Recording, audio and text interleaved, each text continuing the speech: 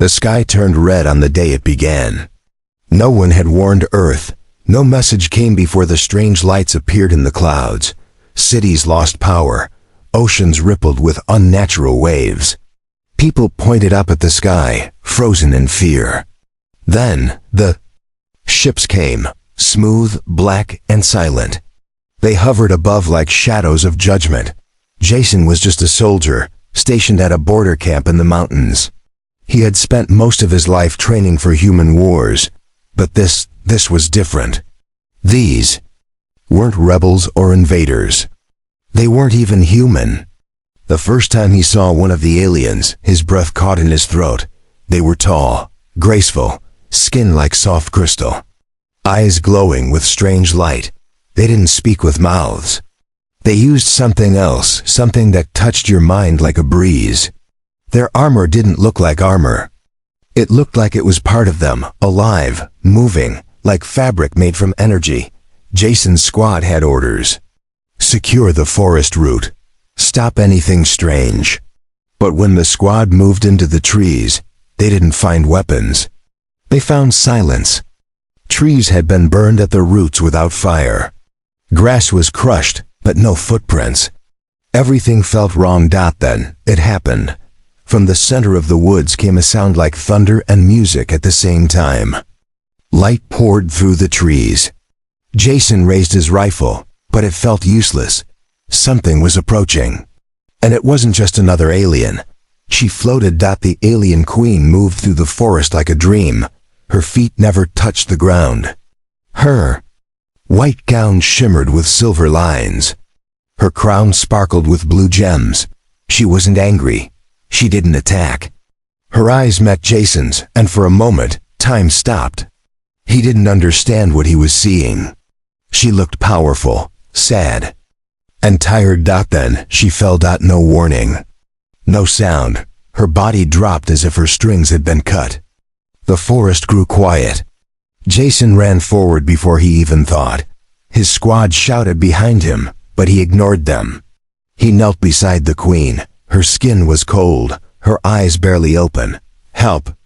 She whispered, not with her mouth, but inside his head. He looked around. No one moved. The other soldiers just stared. Jason pulled off his jacket and wrapped it around her shoulders. Her breathing slowed. But she didn't die. She looked up at him, confused. Like she wasn't supposed to still be alive. That's when he saw it. A small mark on her neck. Almost invisible. A needle wound? Poison? He wasn't a doctor, but he had seen enough battlefield tricks to know one thing. This wasn't natural. Someone had done this to her. Jason looked up. The queen's guards arrived moments later. Not walking, appearing. Their armor glowed.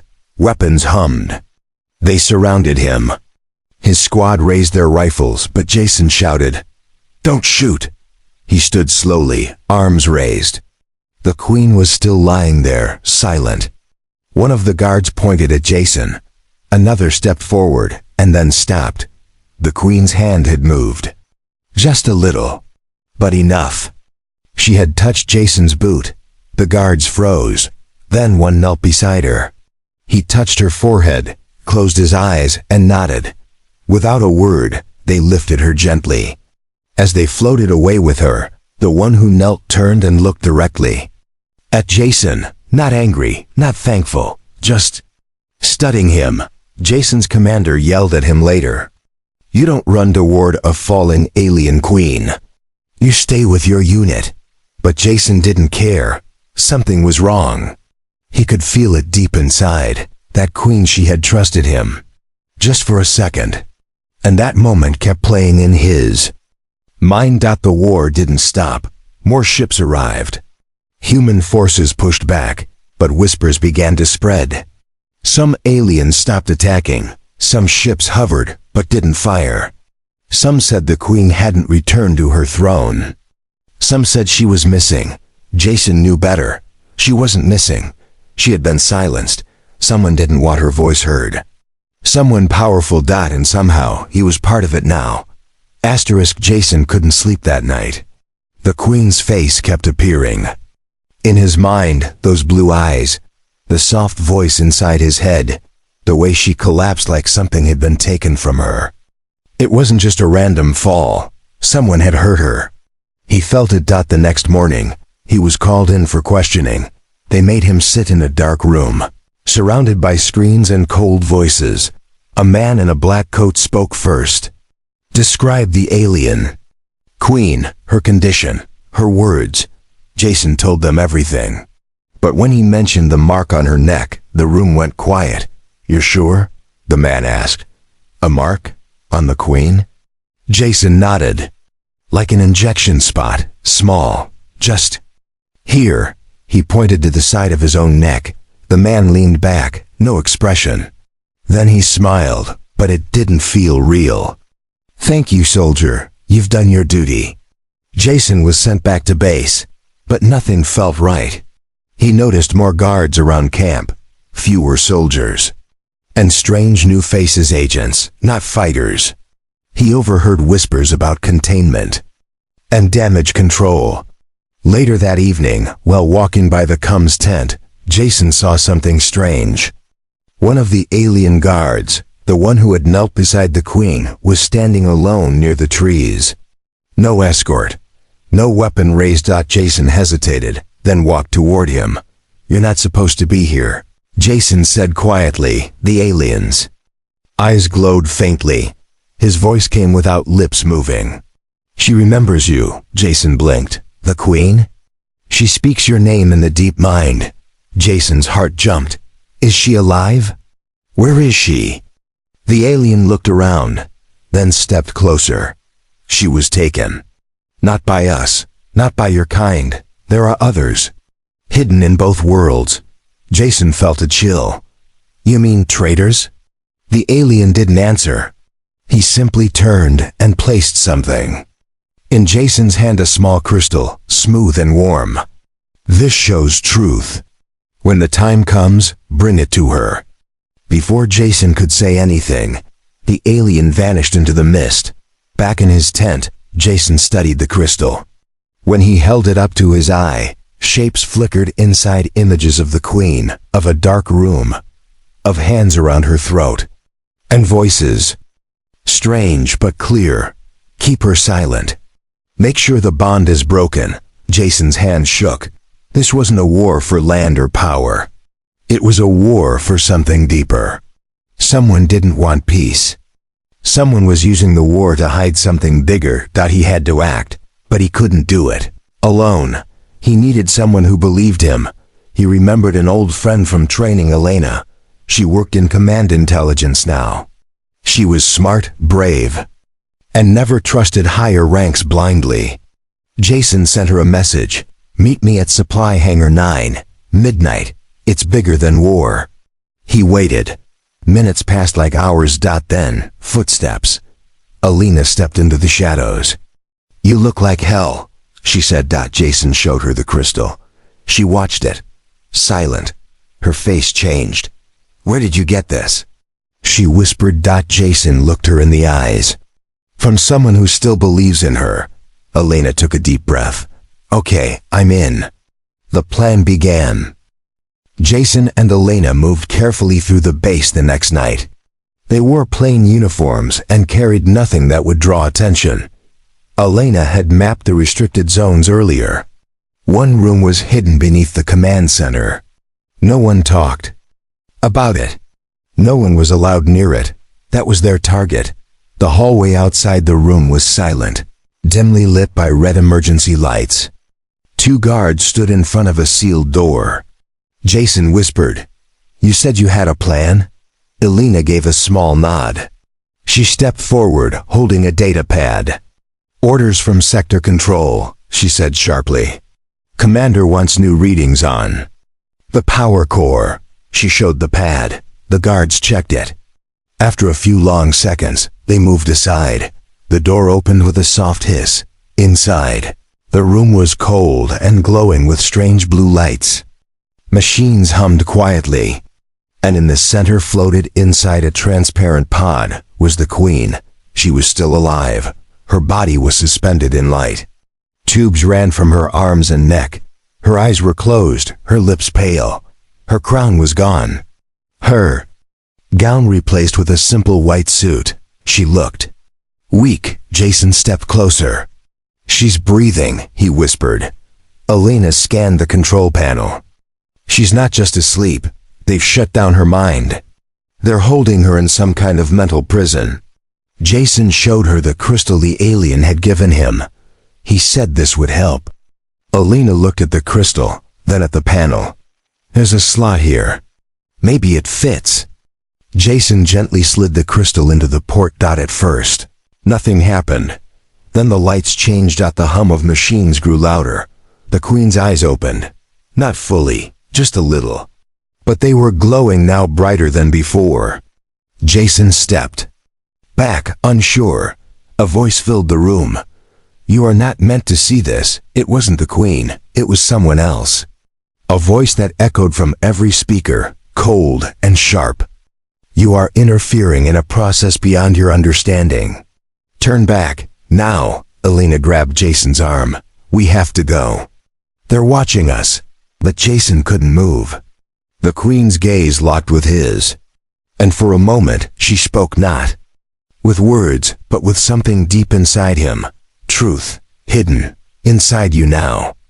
Jason gasped. The crystal popped out of the console, smoking. The pod went dark again, but the Queen's heart was still beating. She had sent something to him, some message, some energy. They ran, alarms didn't sound. But Jason knew something had changed. Whatever they just did, someone was going to notice soon. Outside, they hid behind crates near the loading dock. Jason clutched the crystal. "She said the truth is inside me now." Elena looked at him. "What does that mean?" "I don't know," Jason said. "But I think we just made ourselves targets." Far above them, a camera turned. Somebody had seen everything. And now, the hunt had begun. Jason didn't know how they made it out of the base. After leaving the lab, everything changed. Soldiers started searching the halls. Drones hovered lower than usual. Elena whispered, "Someone saw us. They know." They escaped through a cargo tunnel, hidden beneath the fuel station. It was cold and wet, but it led to the old cliff station, abandoned after the first wave of attacks. No one went there anymore. Elena locked the door behind them and leaned against the wall. "What did she give you, Jason?" "That crystal. It wasn't just a message." Jason sat on the ground, hands shaking. "I felt it. When she looked at me, I didn't hear words. I saw memories, hers." He looked at Elena, eyes wide. She was betrayed. "Not by us, by her own council." Elena frowned. "You mean her? People poisoned her?" Jason nodded slowly. "They said she wanted peace. She wanted the war to end. But there were others, ones who wanted to keep the war going. They feared losing control. So they silenced her. And now," he added, "she's the only one who knows how to stop it." Elena paced the room. "If that's true, we need proof." Jason touched his chest. "It's in me, her memory. It burned into my mind." "But who's going to believe you?" Jason looked down. "We need someone high up. Someone who still has access to the top command." Elena paused. "There's one name, General Rivas." Jason nodded. "Then we go to him." They used an old rover hidden near the station. The vehicle barely worked. It coughed smoke and rattled with every bump. But it moved. The command center sat on a frozen plateau, surrounded by thick fences and motion sensors. Elena handled the codes. Jason stayed low. They reached the outer wall before the alarm flashed. "Run!" Elena shouted. They sprinted across the snow. Lights chased them. Voices shouted behind them. Just before the gate closed, Jason slipped. Threw in a soldier, tackled him to the ground. Everything went black. He woke up in a metal room, arms chained to a table. His head hurt. Lights flickered above. Across from him stood a tall man in gray armor. "General Rivas." "You caused quite a mess," Rivas said calmly. "Want to tell me why?" Jason looked up. "The Queen is still alive. She's being held." By someone in your ranks. Rivas raised an eyebrow. Big claim. Jason took a deep breath. Then read my memory. Rivas didn't laugh. He didn't speak. Instead, he stepped closer and placed a hand on Jason's forehead. Jason froze. A flash. A scream. The Queen's eyes. The betrayal. The voices. The pain. When Rivas pulled back, he was pale. His eyes wide. That was real, Jason nodded. She gave it to me. The door slammed open. Two masked officers stepped in. Sir, the council wants the prisoner transferred. Now.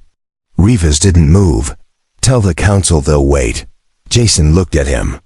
You believe me? Rivas stared at the guards. I've seen what you've seen. And if this is true, then we've been fighting the wrong war. Outside, the wind howled. Inside, the pieces were finally coming together. General Rivas stared at the wall for a long time after the guards left. Jason sat quietly, still chained to the table. Neither spoke. The silence was heavy. Finally, Rivas turned around. I served 20 years to protect Earth. I fought in battles you've never heard of, but this ... He shook his head. If the council betrayed the Queen, then this whole war is built on a lie. Jason spoke quietly. They want her dead. And now they know I carry her memories. Rivas stepped forward and unlocked Jason's cuffs.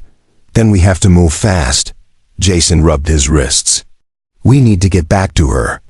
We need to free her. Rivas opened a secure drawer and pulled out a small chip.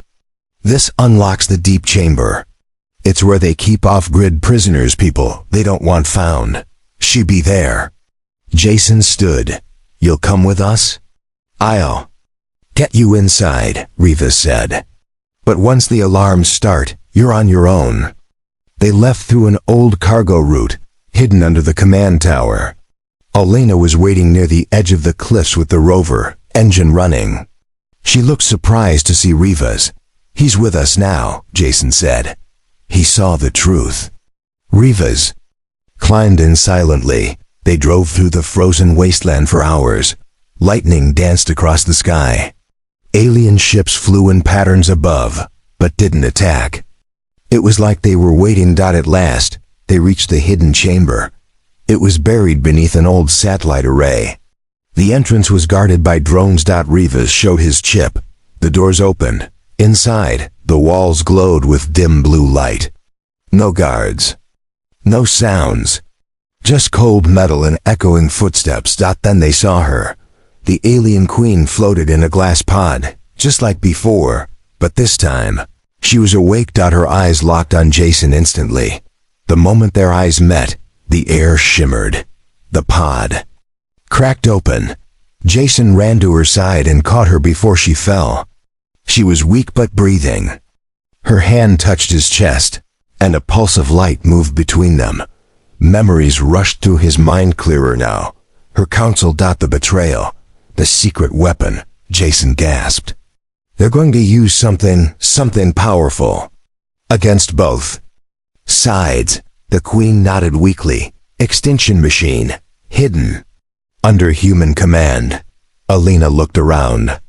We have to get out, now. Suddenly, the lights turned red. Doors slammed shut behind them. A voice echoed through the chamber.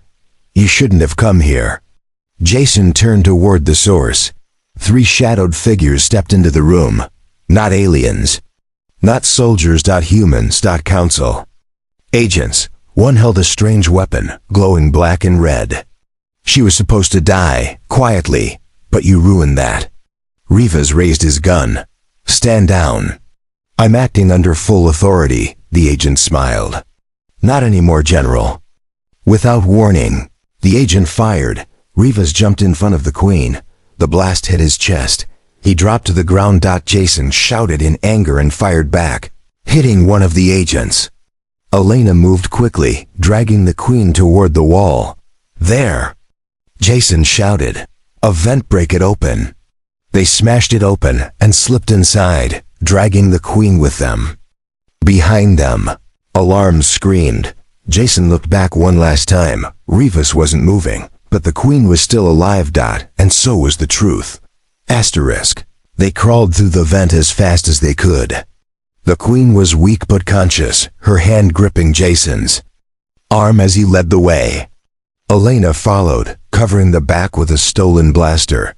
Every second counted. Behind them, sirens screamed and boots echoed. The tunnel opened into a lower hangar, dusty, unused, and empty. A single scout ship sat parked, probably forgotten. Jason rushed toward it. "Can you fly this?" he asked Elena. "I can try." They helped the Queen inside and sealed the hatch. The ship groaned as systems lit up, one by one. Elena's fingers flew across the controls. Jason sat beside the Queen. Her skin was cold, but her eyes never left his. "You still carry the memory?" she asked, her voice faint but clear. Jason nodded. "I saw it all, the machine. Hidden in Sector 12 inches." She looked away. "They want to erase both sides. No victory. No truth. Just silence." The ship lifted into the air. Red dots flashed on the radar, enemy crafts approaching. Elena turned the ship sharply. "They're locking on us. Take us to Sector 12. Jason shouted. The Queen reached out, her fingers glowing softly. She touched the console, and the screen flickered. The alien code merged with human systems. The ship jumped forward with a roar, moving faster than it should have. Within minutes they saw it. A massive crater in the snow. Deep inside stood a black tower, no doors, no guards, no markings. "The extinction machine," the Queen whispered. "Built by both worlds, hidden from both." They landed quickly. Jason and Elena stepped out first, weapons ready. The Queen walked slowly, each step stronger than the last. Lights on the tower began to pulse as she approached. Jason touched the side of the tower. It hummed alive. "She needs you," the Queen said. "Me? We're bonded now," she said softly. "I gave you part of me. Only with you can this weapon be stopped." Jason stepped forward, heart pounding. The door opened.